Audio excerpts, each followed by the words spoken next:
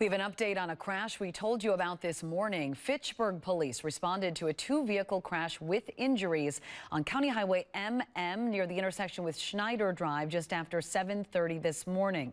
The two vehicles involved had severe damage. You can see crews cleaning it up there. Fitchburg Fire and Fitch-Rona EMS responded with medical treatment. The people in both vehicles were taken to the hospital. Some of the injuries were significant and potentially life-threatening.